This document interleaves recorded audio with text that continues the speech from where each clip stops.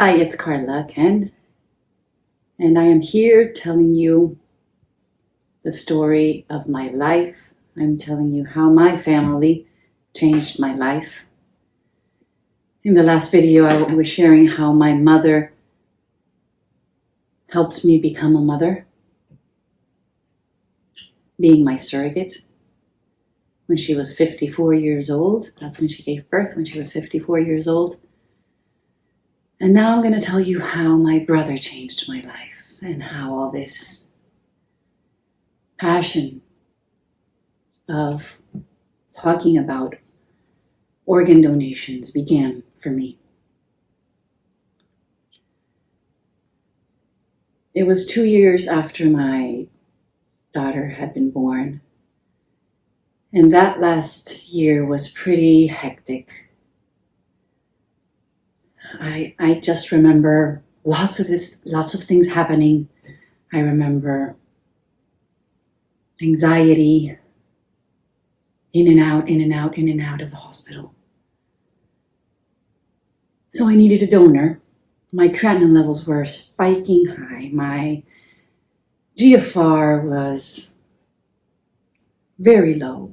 And if I didn't receive a kidney, the next step would be dialysis. So all my family, they did the testings. All of them wanted to be donors. I'm blessed. But the best match was my brother, because we were almost the same age, because we're the same blood type. We're both A negative, which is pretty rare. And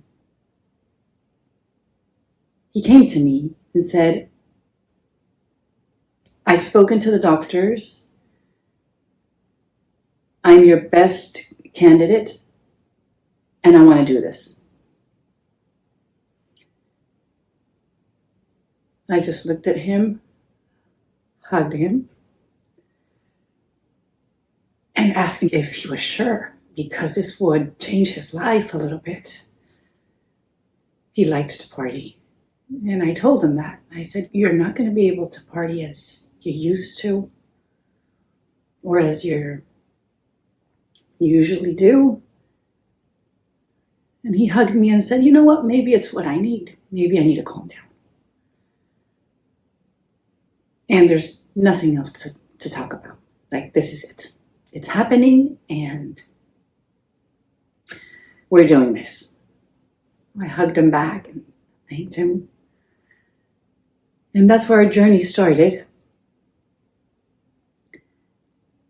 Again, a lot of medical appointments for him too.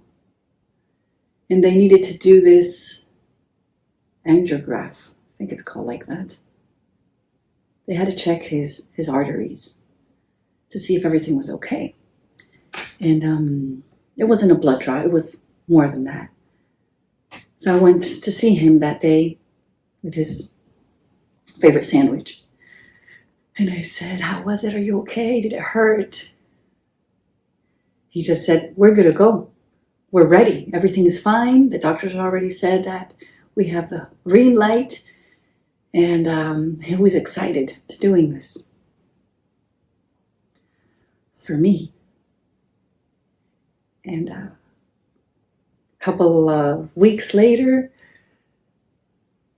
I had to say goodbye to my daughter. She was 2 years old. But I have a very practical mind. And in my practical mind, I said, okay, I'll be back in a week and a half, right? And so I kissed her goodbye. I said, I'll be back in a week and a half. You're going to stay with your father, and I'll see you soon. And I just left like if I was going to the shopping mall. I didn't want to transmit sadness or anxiety or anything to her. So it was just like fast, like a Band-Aid. And I left. I was just focusing on the coming journey, which was my transplant. And being able to come back home successfully. So I remember arriving to the hospital, met my brother there, and a nurse said, "Doctor, your heroes have just arrived." And I looked at the doctor and at the nurse and said, "The only hero here is my brother. I'm just the lucky girl to have him." So we waited.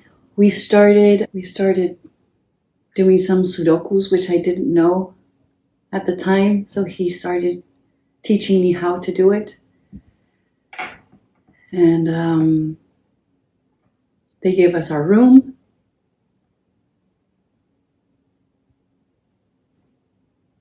And I think it was a couple of days after that, it was time for my last dialysis. I had one the day before, and I needed one that day. They wanted to clean all the toxins and have me ready for the surgery. So I went down, waiting for my turn, but when I went back up, my brother wasn't there anymore. They had already taken him to the surgery room. And I panicked. I panicked because I felt that I couldn't say goodbye. I couldn't say thank you. I couldn't say anything. And just the day before, I was able to be with him. I crept into his bed like I usually did when I was a kid.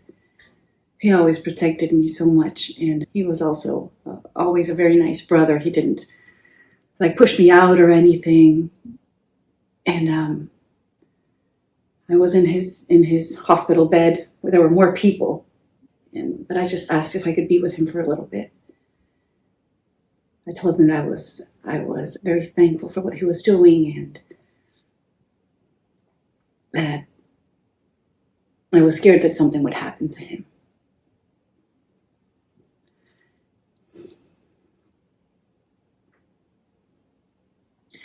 So he said that he was going to be fine and to not worry about it. And we started watching his daughter's sonogram. He was going to be a dad. And he just had found out like three months ago. And he still wanted to be my donor after knowing that he was just about to become a dad. I asked him if he still wanted to, and he said, "Of course I do." But I was there panicking because they had taken my brother away already.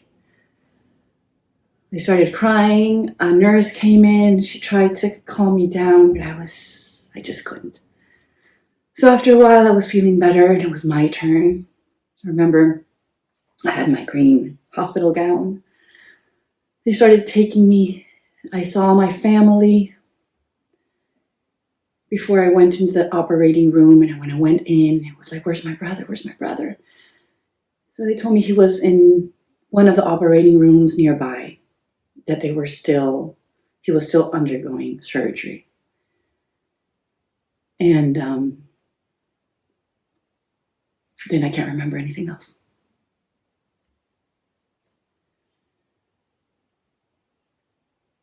And then I'm going to tell you in the next video what happened to me when I woke up. Thanks for watching.